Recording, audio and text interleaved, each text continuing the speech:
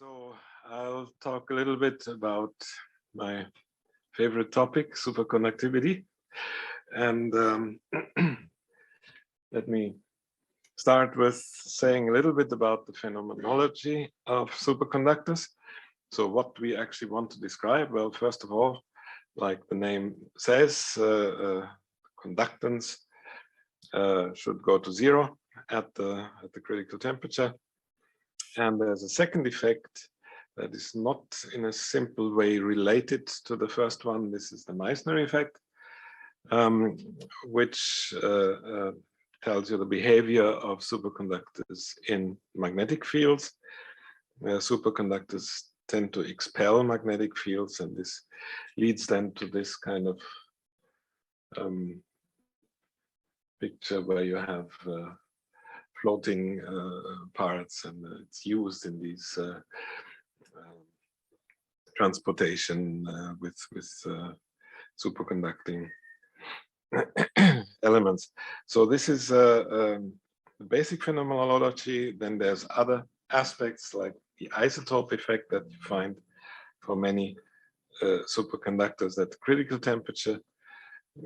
Goes like 1 over the square root of the atomic mass. And then there's the jump of the specific heat, as you would expect in this kind of phase transitions. Now, I should say there's by now several known classes of superconductors. And this plot shows the main ones, the main families, one could say, with their critical temperatures. So one class is phonon-driven superconductors. So where one believes that the electron-phonon interaction is essential for having a superconducting phase. That's these ones here. Oops. How do I get rid of this one? Okay, here we go. So that's these green ones, and also currently the world record holders that are close to room temperature but under very high pressures, as you can see here, 200 gigapascal, around that. And so that's the traditional one. That was also the first ones that were found here, 1910, I believe. Then very well known is the cuprates. So that's these ones here. That is a class that also leads to fairly high critical temperatures, but where one right now is convinced that it's not the phonons that produce superconductivity, it's something else.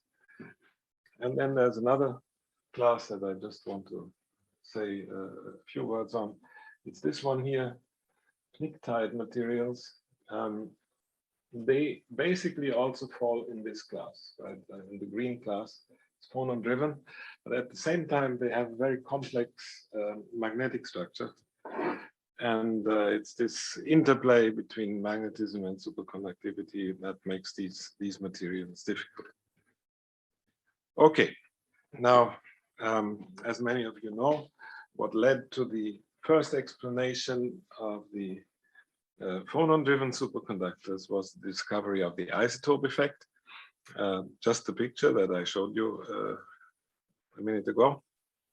And then Fröhlich showed that the electron-phonon interaction can lead to an effective attraction between the electrons. This is basically just perturbation theory, very simple argument.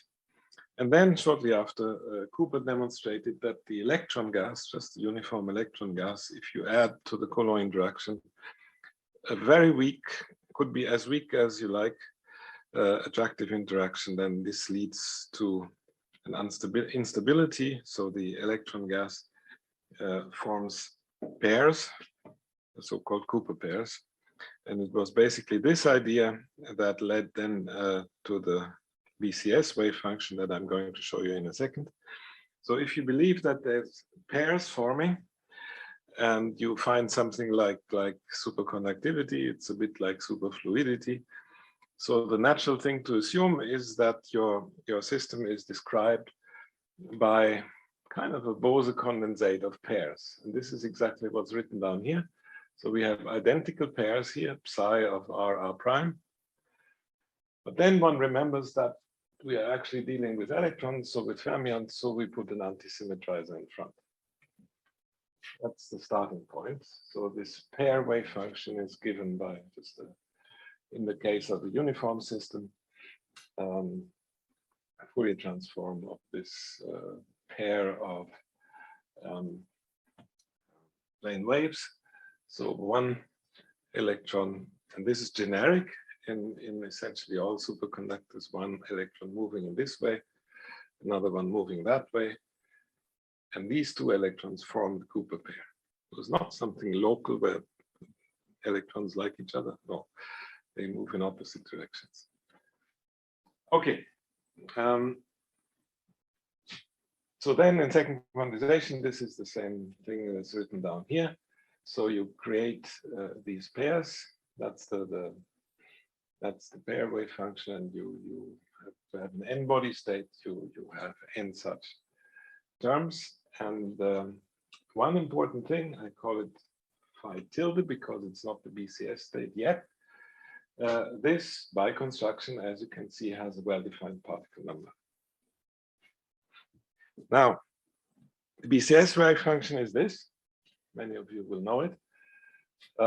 So at first sight, it looks kind of different from what I showed you before. But then after two lines, you see that it's actually kind of similar.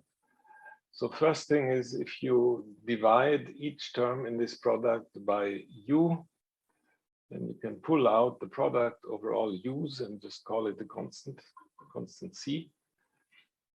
And you call this v over u, g. Then the BCS function, wave function, is a product of such terms. And if you write them out in detail, you find that this is actually a linear combination of these phi tildes that we had on the previous transparency. And then it's easy to see that this BCS wave function, when you variationally optimize these numbers uk and vk, then these coefficients here, the lambdas, are quite localized at a certain particle number n star, which is the real particle number of the system. And then the BCS wave function is a linear combination of these states of the previous transparency, which have a well-defined particle number. And you can prove that for any expectation value, the BCS wave function gives you the same as this phi tilde of the previous transparency, the difference being of 1 over the square root of the particle number. So if your particle number is 10 to the 23, like in a solid, it doesn't matter. Either wave function is as good as the other. Now, for inhomogeneous systems, things are slightly more complicated. So these functions uk and vk become functions of position. And if you then minimize the total energy with respect to these functions, you end up with a so-called Bogolyubov type equation that looks like this. It's the big box here. So this is a mean field approximation for pairs, one could call it. There's on the diagonal an ordinary effective single particle Hamiltonian. If this potential is Hartree-Fock-like, then these equations are called Hartree-Fock-Bogolyubov. If it's a local potential, they tend to be called Bogolyubov-Duchenne equations. But it's all pretty much the same. Off diagonal, you have a quantity here, so-called pairing field. And this whole thing has now the structure. It's a bit like a Pauli equation. It's a 2x2 matrix. And a two-component wave function where the physical meaning of this, these two components, uk and vk, is particle amplitudes and pole amplitudes. You kind of see that immediately. If these off-diagonal terms are neglected, then you get the same Hamiltonian here on the two diagonal elements, but this one with a minus. So one of them is particles and the other one is holes, if you wish. And if you put this delta, the off-diagonal element, equal to 0, particles and holes are not coupled, while the delta mediates this kind of coupling. Now in BCS, the original BCS form, this was kind of a Hartree potential on the diagonal, and likewise Hartree-like potential, but referring to this quantity here, where this is the order parameter of superconductivity. I say a word on this in a second. And this is a model interaction. In K-space, it's coming from electron-phonon interaction. It's in the simplest case, just a small shell around the Fermi surface where it is attractive and it's zero everywhere else. So that's the BCS model. So you really have to distinguish, on one hand, this particular model form from the Bogoliubov type of equations, which are much more general. Like you could say the quantum equation is a Schrödinger equation. It is, but it's a very specific one. And it's important which one to talk about. Well, this is the BCS model, right? And this is, okay, it was after 50 years of trying, a huge success, because it gave for the first time, a consistent picture of how the microscopic description of superconductivity should look like. So it gave these essential features, infinite conductivity, Meissner effect, and also some more universal features of many phonon-driven superconductors, like there's an energy gap, and if you divide it by the critical temperature, you get a number which is pretty much the same among all phonon-driven superconductors, approximately. But it's very important to realize that BCS theory cannot make predictions of material-specific properties, like the critical temperature or the critical magnetic field for a specific material. No way, right? So there's some universal formulas for the critical temperature in BCS using this model. I tried it for lead. You get the critical temperature of 10,000 Kelvin. So it's really complete rubbish. So it's not predictive. It's important.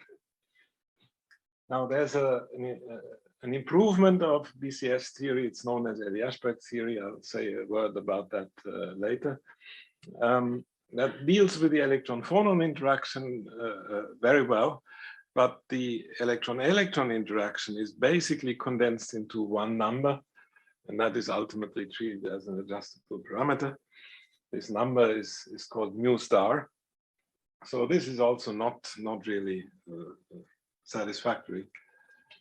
And in fact, there has been a widespread opinion, which you still find until today, that it is essentially impossible to calculate critical temperatures, to predict them for a given material. So two prominent people, Michael Fisher said, yeah, if you want to know TC, just ask your experimental colleague to measure it. And this is a person, Dirk Reiner, who worked on this Elie-Ashberg theory for many years and tried to make it a predictive theory. And after 20 years or so, he gave up and turned to biophysics. He felt this was easier. Okay, so this is our goal, to have really a predictive theory, predictive for material-specific properties. And here I'm going to show now, as a warm-up exercise, how for another kind of quantum phase magnetism DFT is constructed. I showed those already in my first talk, so I'll be very brief. One includes the order parameter of magnetism in the basic Hamiltonian. So with this magnetization density dot an external magnetic field, so one adds to the Hamiltonian a magnetic field term. And then once one has deduced the whole equations, and in the end, one puts this magnetic field equal to 0. Right, so then with this magnetic field still being present, one can prove a Horn-by-Cohn one-to-one correspondence. Total energy is then a function of the density and the order parameter. And one gets Cohn-Sham equations, where then in addition to the ordinary exchange correlation potential, one also has an exchange correlation magnetic field, which is the derivative of the exchange correlation energy with respect to the order parameter. And then, as I emphasized in my first talk, if you take the B to 0 limit, then these equations are not the same as the density only equations. So this is the right way of dealing with a spontaneously magnetized system when there's no external magnetic field. Okay, now for superconductors, we do exactly the same thing. We add the order parameter of superconductivity in a Zeeman-like additional term. Now, this would be the right thing to do if we want to describe a purely electronic mechanism of superconductivity, no phonons present, then this is enough. However, an important class of superconductors actually the mechanism comes from the electron-phonon interaction. So we have to include in this density functional formulation the nuclear degrees as well. And this is formally easily done. We add the nuclear n-body density for good reasons as an additional density, not the one-body density. Now, what is this order parameter? The order parameter of superconductivity is this object.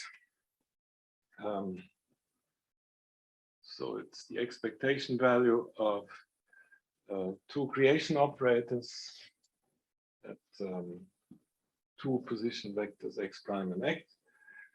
And it comes about the phenomenon of off-diagonal long-range order of the two-body density matrix. This is the characterization, the model independent characterization of superconductors. Can one prove that? No. So not that I know of, but this picture was developed independently by 5 people who have now the Nobel Prize. So if you believe it, you're in good company at least. So an interesting aspect here, so it's always pairs, right? And so far, really, one can measure that, what the charge of the underlying elements, like the group of pairs, are. So far, no superconductor of all these classes that I showed you has been found where the number of electrons is 2. Right? There's no other superconductor has been found so far. It's just an experimental statement. So one could think of, why not have 3? And in fact, in nuclear physics, people have looked at that, but not for superconductivity, apparently. Okay, so this is our Hamiltonian. Here's this m dot b like term, Zeeman like term.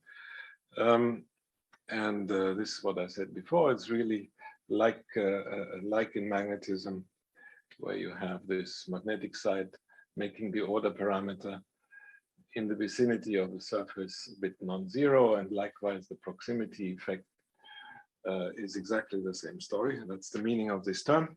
And then there's these other terms that you have to include, which is this guy here for the n-body nuclear interaction.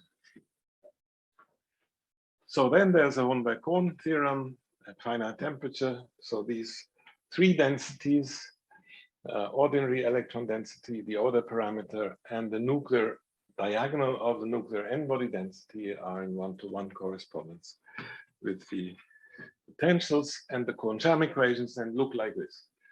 So the electronic equation is having again this Bogoliubov structure, but now, so it's the same relation as one-body Schrödinger equation to Cohn-Sham equation. This is also a Bogoliubov equation, but now these potentials are functionals of the relevant densities. And the nuclear Kohn-Sham equation is an n-body Schrödinger equation. And of course, that nobody can solve that exactly, but we do what we always do in solids. We use the fact that the nuclei always, at least at low temperature, are very near their equilibrium position. So we rewrite this nuclear equation in terms of phonons. And this ultimately then becomes an equation of non-interacting phonons in the simplest case in the harmonic approximation. So this is the basic framework. Now, construction of approximate functionals for this. For this, we use a particular kind of many-body perturbation theory, where so Green's function theory, where the lowest order is given by the Kohn-Sham system.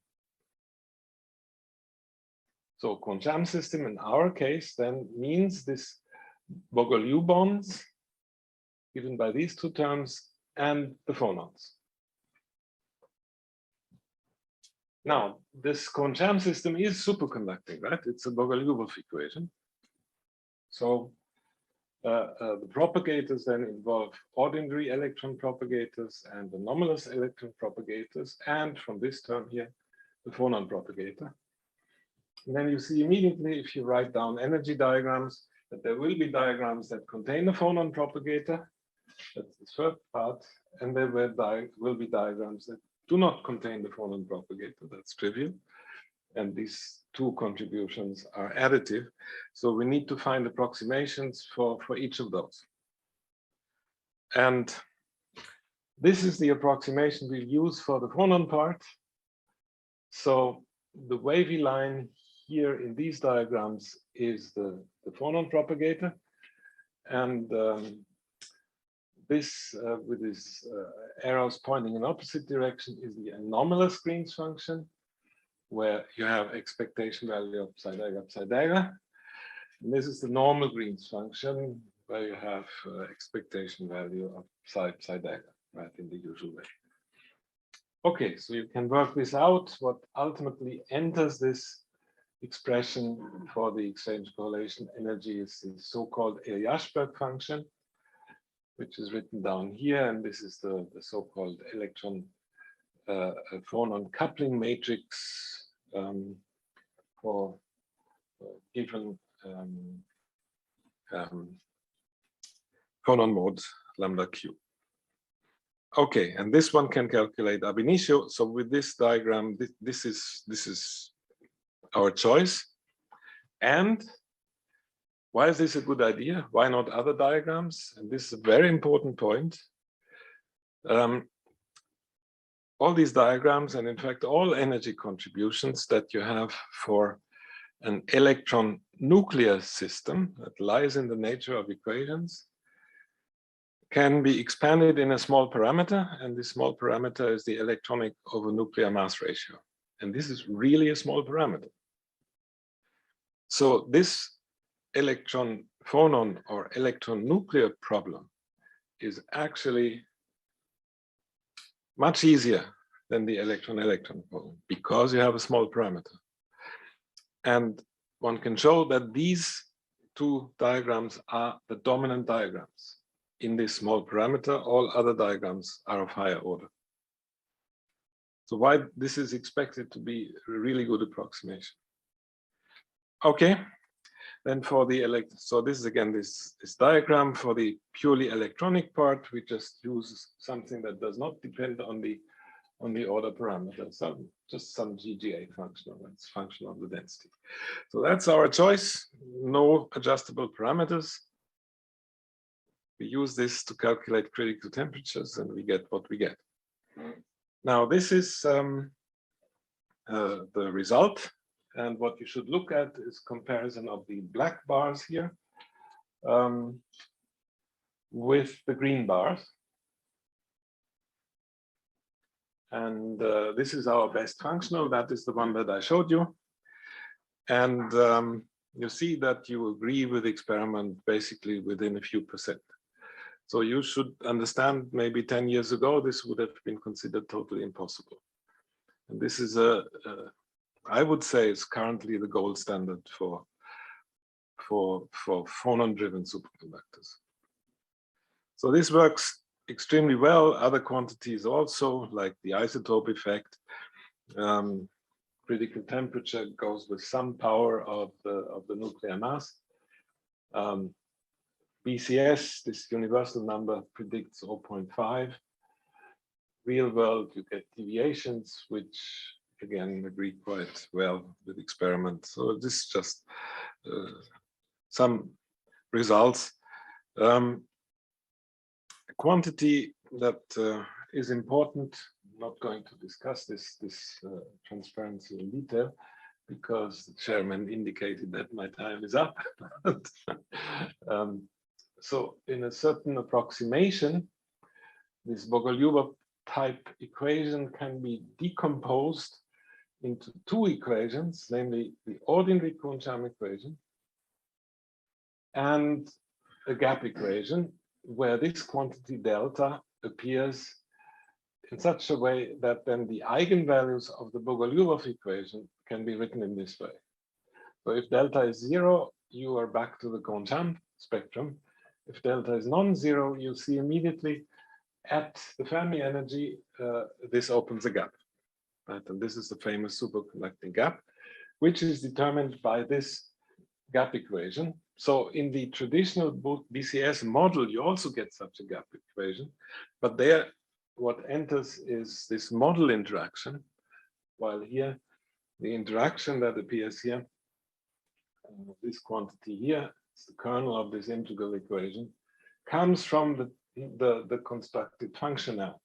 So it's a convolution of Kohn-Sham orbitals, and then you have this electronic and phononic contribution to this effective interaction, which are the second functional derivative of the free exchange correlation energy with respect to the order parameter.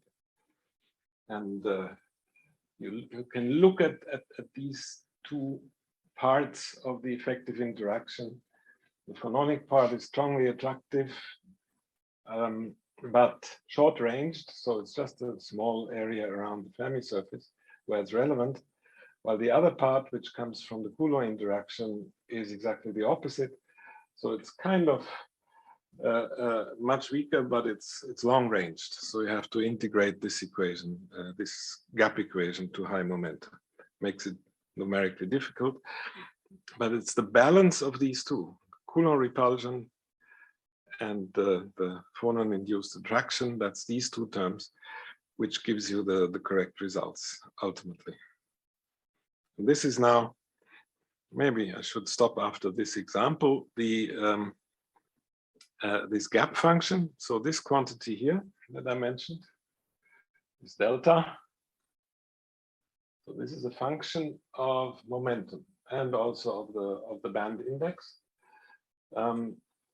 So this has some value in the whole Brillouin zone, right? And but it's particularly interesting if you look at it on the Fermi surface.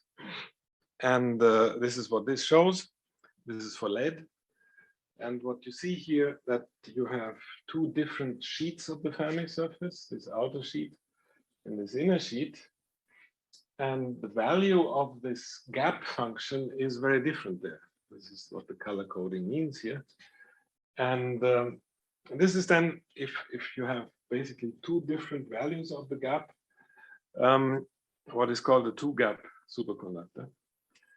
And in fact, this was a prediction that we made in 2007, that lead, good old lead, is actually a two-gap superconductor.